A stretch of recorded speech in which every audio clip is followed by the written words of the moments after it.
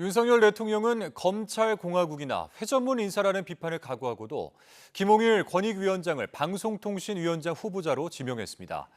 절박함에서 오는 고집이라는 해석도 있지만 윤 대통령 인사를 보면 정부 출범 때 내세운 키워드 전문성과는 거리가 있어 보입니다. 조은지 기자입니다. 방송통신위원회 구원투수로 낙점된 김홍일 후보자는 윤석열 대통령이 가장 존경하는 선배로 꼽은 검사 시절 직속 상관입니다. 대통령실은 인선 이후로 법원 측에 대한 확고한 소신과 공명정대함, 균형 감각 등을 강조했지만 가장 먼저 언급한 건 어려운 가정사였습니다. 어린 시절 부모를 여인 후에 소년 가장으로 농사일을 하면서도 세 동생의 생계와 진학을 홀로 책임지고 또 뒤늦게 대학에 진학한 후 법조인이 되신 입지전적인 인물이기도 합니다.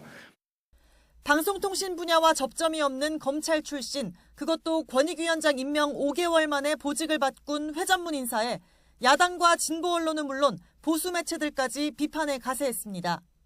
중소벤처기업부 수장으로 오영주 외교부 2차관이 발탁된 것도 의외라는 평가입니다. 지난 6월 윤 대통령의 베트남 국빈 방문 당시 현지 기업들과의 네트워크로 눈도장을 찍었다는데 36년 경력 외교관이 과연 전문성이 있겠냐는 우려가 나옵니다. 국제사회 또 신시장을 개척하는 것이 저는 매우 중요하다고 생각을 합니다. 저의 경력과 네트워킹과 또 저의 지식 등이 큰 역할을 할 수 있도록. 여권 관계자들은 YTN에 윤 대통령은 직접 일해본 잘하는 사람을 계속 쓴다. 모르는 사람은 못 믿는다고 말했습니다.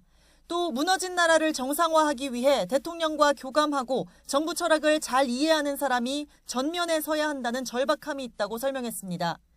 이런 맥락에서 윤 대통령의 다음 주 네덜란드 국빈 방문 즈음 이뤄질 후속 개각은 조태용 국가안보실장을 중심으로 한 외교안보 연쇄 이동이 될 걸로 관측됩니다. 조 실장이 예상대로 새 국가정보원장에 오른다면 윤석열 정부 첫 주미대사를 시작으로 벌써 3차례나 자리를 바꾸게 되는 겁니다. 윤 대통령이 정부 조각 때 고위공직자 인선 기준으로 꼽은 건 전문성과 능력입니다. 할당이나 안배라는 것은 하지 않겠다고 말씀을 드렸습니다. 각 부처를 가장 유능하게 맡아서 이끌 분을 찾아서 인사가 만사라고 했습니다. 가뜩이나 인사청문회를 벼르고 있는 거대 야당에 더해 민심까지 등을 돌리게 되면 국정 운영은 동력을 잃을 수밖에 없습니다. YTN 조은지입니다.